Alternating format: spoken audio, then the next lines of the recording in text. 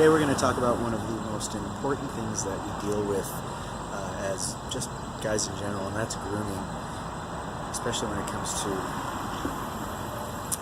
this.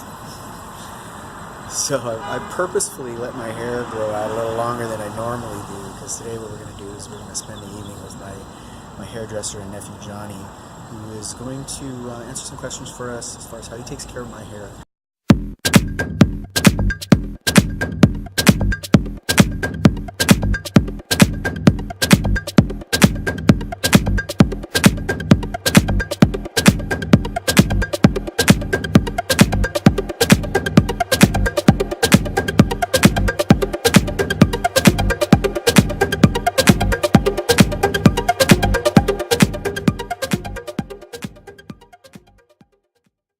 So what are some of the things that you take into consideration when you're cutting hair that is thinning like this?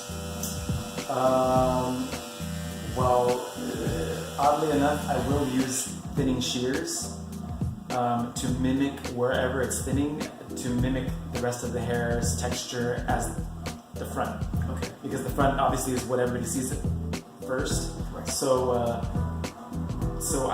I will texturize the hair to mimic the front. Okay, Yeah. very good. You know, like someone like me, I don't spend a lot of time styling my hair in the morning. Yes. A lot of guys don't. Yes. So, is your recommendation to work with your stylist or your hairdresser or your barber, whoever it may be, to just really dial in a style that would work? Yeah, definitely explain to them, because sometimes stylists and barbers, you just tell them, give me whatever's popular, but you need to discuss. I mean, yes, I can tell you what the problems are with the hair, you know, with the thinning or with the hairline. I can tell you all that, but it's really important for the client to tell the stylist exactly what their worries are, what they would like it to look like, you know, and then for the stylist to talk with them and help them understand, you know, the outcome. You know, like, you're not going to really get what you want, but we can help you try to get there. Okay, You know? Great. Because I know that, because a lot of us will have an idea of what we want to look like. Yes. And not necessarily understand that our hair texture, our skeletal structure, whatever, is not conducive to having that type of a style. Yes. So again, why it's important to discuss a style with your stylist, and again, meeting in the middle. You know. And also, one of the other fundamental differences between trans guys and cisgender men is that we are on hormone therapy, which our hormones are suspended in different types of oil. So have you found that in working with me that my hair tends to be oilier? Yes. Than most of my guys, yes. And you are the first trans male that I've been cutting. Mm-hmm. So that's probably the only difference that I've noticed with you and my other men. I mean, it would be caused by product. Why my other guys have oily, you know. Okay. But yeah, so I definitely have noticed that. So what would be your recommendation as far as hair care products, as far as like the shampoos and stuff like that, what we should consider? So, okay, there's daily shampoo that is safe enough for the hair, even if it's colored. If you use color, this daily shampoo can be used on a regular. It's pH balanced, so that's not going to pull the color out of your hair. That helps to keep the hair refreshed. And also, the latest and greatest product that's been around now for a little while is dry shampoo. So now with aging and also with the hormones and the male pattern baldness that occurs with that, do you recommend not necessarily washing daily? Do you think that adds to the hair loss? Is it an individual, more of an individual type of thing? I definitely wouldn't say that it adds to hair loss. It depends on the shampoo that you're using because it can damage the hair if you're washing it with something on a regular basis, and let's say you did color your hair on a regular basis, and you could dry out your hair, and then it could become brittle, and then there's possible breakage, and then there's split ends. But as far as like losing your hair, I wouldn't say that. Okay. Just damaging it. All depends on what you're trying to achieve, and talking with your stylist, trying to get it from point A to point B, Okay. so that we can keep your scalp and your hair as healthy as possible. Great. So now with guys in my age range, do you have any recommendations as far as what types of hairstyles look better? Because one of the things that trans guys, is a huge concern for them is, of course, presenting as male as possible, and what that all looks like, because this doesn't come with an instructions manual, so it's very common for guys to try to overcompensate as far as their look is concerned. Sure. So just with your experience in working with me, or just men in general, in this age range, any thoughts as far as that's concerned? So I like to know what my clients do for a living. I feel like that's pretty important.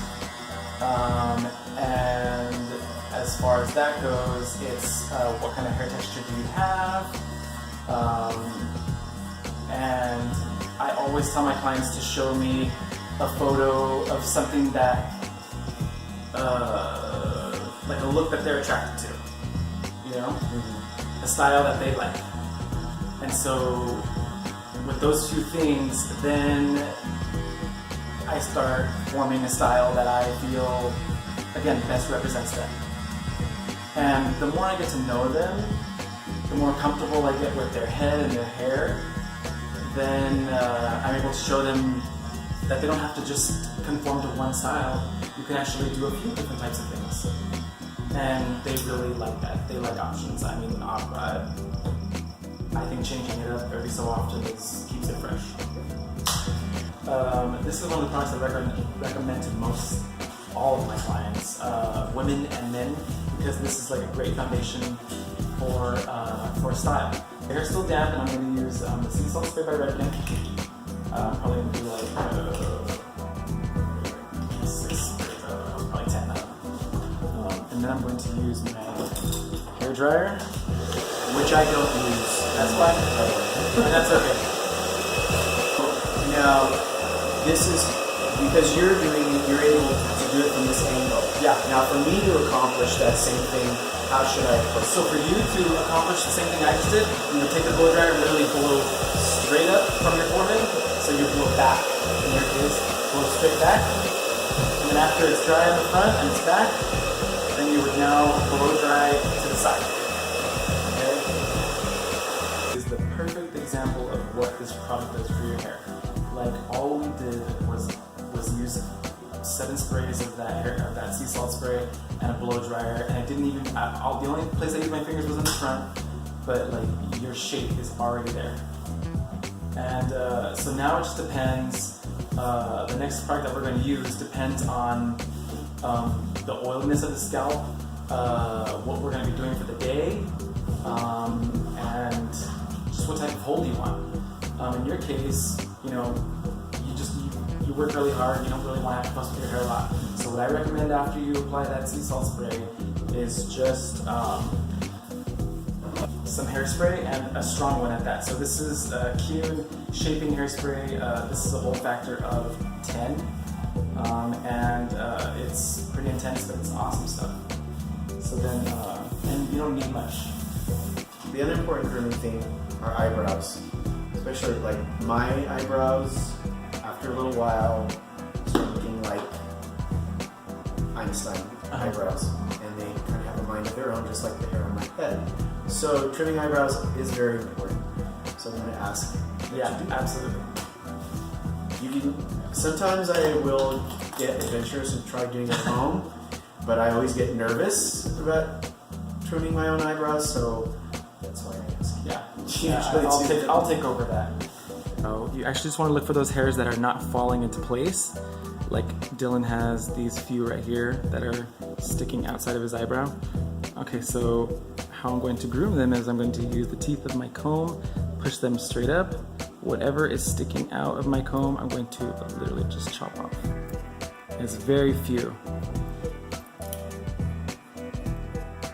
And then combing all the hairs back in the direction that they want to go in, and see, voila. As I do with all of my male clients that are getting clipper cuts, after I take off the cape, I just make sure that they don't have any hair that's not a part of the hairline. And Dylan has a good amount, so we're just going to trim that off of his neck. Make his taper look extra clean and sharp. And it'll last him until the next time he comes to see me, which is in 2 weeks. So now I look like a human being again. All thanks to this guy. So take into heart everything that we were sharing with you today. It's some great advice. Talk to your stylist, talk to your barber, work with them, let them get to know just the shape of your hair, the way it grows, and the shape of your head. And then my recommendation, my personal recommendation, is that you come see this guy. It's the Master Studio in Pasadena. Thank you, baby. Thanks, guys.